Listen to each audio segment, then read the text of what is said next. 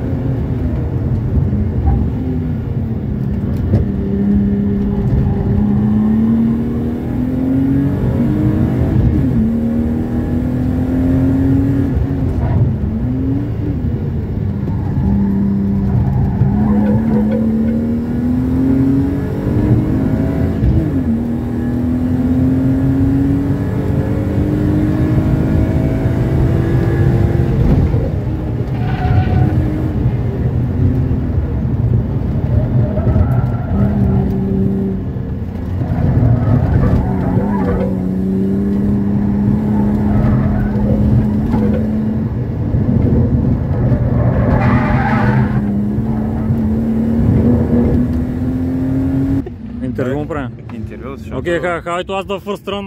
This was one... Terrible. Terrible. Terrible because... Why because? Cameraman beat expensive. me. Yeah, how much you give? What was your best time? 1 minute and 11 seconds. And how much it was mine? 1.10. Don't think about. Okay, I forget. so we're going to see how much is going to be the difference in the end of the day. But pretty much I have made my goals, but I'm still going to try to drop down underneath 1.10 and we're going to see how it goes. Okay, after around 15 laps, let me see the average consumption. 25.2. Yeah, and the fuel is getting low and the car is losing power on corners because it's sucking air. So it's time to fill up the tank and continue.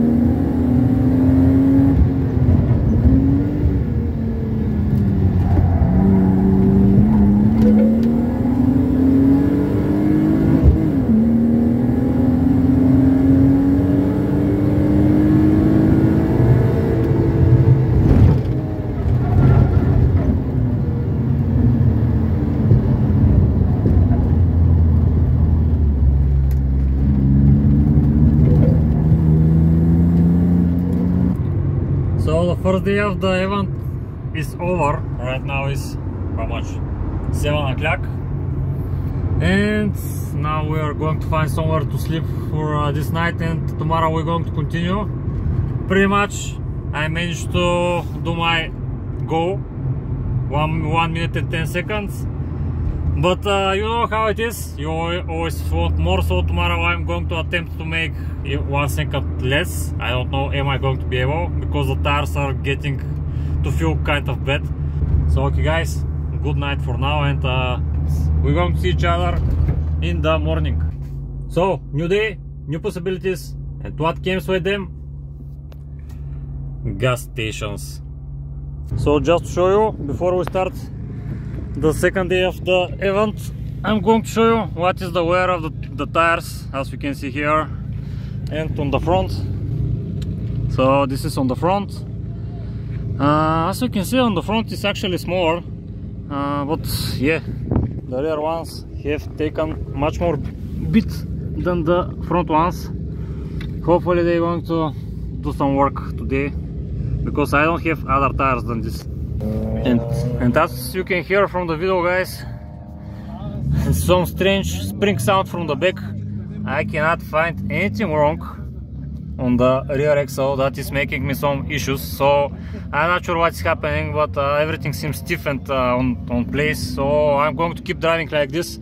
I will have nothing broken or anything like that. Yeah, I guess the tire is curving a little bit here, so maybe this is going to be really close to the tire actually. Let me check. I don't have anything on the tire, not sure where is this from. But yeah, I'm going to continue driving. Hopefully everything's going to be right and we're going to see.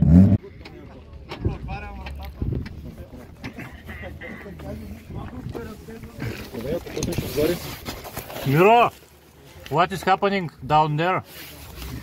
Oh, my opponent again here. What is happening there? You don't have a pivot. The pivot is loose. Yes. And you're driving like that. Is this dangerous? Dangerous, yes. Dangerous auto. Yeah, I hope we will fix this. What else you have changed during the day in hope that you're going to beat me? I hope to beat you. You changed the spark plugs, you lower down the rear, and still you are giving worse time than mine. Yeah. Okay, so one of our last attempts to make the best time of our lives. So as we can see, my opponent has some bonus devices there to watch his how they were called, the sectors, the different sectors, how good he's going. So let's see what's going to happen.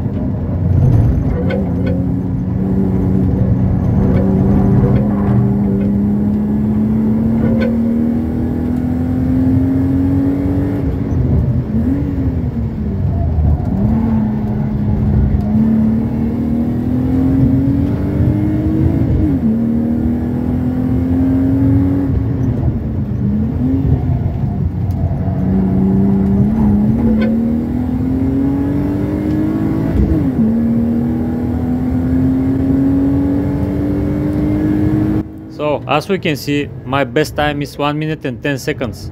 So I was really interested because yeah, I'm newbie, I haven't driven on time attack previously. I was really interested to see how the rest cars which are in front of me, by in front of me I mean that are giving better times than mine, are doing, and is it only the driving skill or is it something else involved in that. In front of me probably 4 cars or something like that, which was giving around 4 seconds better time than mine. So 4 seconds is a lot, guys. I was really interested to see how they do it. If we put aside the driving skills, of course, I was really interested to see the cars and what they differ from mine. So here I am filming the car which took, I believe, first place. Sorry if I'm mistaken by this, but I believe this was the car which took the first place in our class, which is CUP Sport 2, which give around, I believe, 1 minute and 6 seconds or 5 seconds. It was really cool experience, and I was not watching all the time what is the different time in our class, but yeah, I believe this is the car. I don't know the driver, so sorry about this, I cannot tell his name, but we talked a little bit with him, and he told us that his car has M54 with, really interesting to me, 250 horsepower on the wheels, which is really amazing. I don't know how he made it, he didn't give me details. After that, some people told me that this car has solid lifters, and yeah, I saw that it has M50 intake manifold and so on. For sure the car was pulling strong, because only one time we were on the track together and the car was accelerating much more faster than me, so the difference was pretty obvious. And yeah, the other thing which I'm showing right now is the difference in tires. Actually, he's driving with the tires which I was talking about on the first video, Nankang R1, which is probably one of the best semi-slick you can get for this track, I guess. And yeah, the main thing is that the tires are wider. So by that I mean I'm driving with 245 tire and he's driving with 265. And yeah, I'm just comparing how far out is the tire from the bumper set point on his car and my car. Yeah, on the front the difference is not so drastic, but on the rear, as we can see with his wide body fenders, yeah, the rear is much more stretched, so pretty obvious difference. The other thing is that his car is much more lightweighted, I believe, because he had some, I believe, fiberglass front and rear trunk, and yeah, probably his seats are much more wider than mine. And probably some other stuff which I don't know about. I just saw these things and it was pretty interesting. So probably with higher horsepower and better tires, wider tires, I'm going to drop down a little bit. As you can see from my fastest swap, I'm making 1.10, but if you watch more in details the lap, I have once again issues with my second gear on the 180-degree corners, slow corners. I cannot switch it correctly, and probably I'm losing around a second there. On the beginning of the lap I'm making some mistakes. By mistakes I mean I'm going a little bit oversteer. So probably the maximum which I can get with this car is around 1 minute and 8 seconds around, probably. I cannot tell for sure, because I don't have so much experience once again with this time attack, but probably next round, which is going to be the next year. Probably I'm going to manage to do a little bit better time than this, hopefully with new gearbox, because yeah, this second gear was giving me some hard time all the time, and I was losing so much time from this. Yeah, even on some parts of the track I was continuing driving on third gear because I was scared that I was not going to be able to switch on second gear, and that's why I was keep driving on lower RPMs just to avoid this second gear. So this was just a small issue, no big of a deal. So yeah, pretty much this is it. It was really interesting experience for sure, nothing like drifting. So this event is amateur friendly for sure. It is really interesting to participate in something like this. I can recommend it on everyone, doesn't matter what car it has and what engine it has.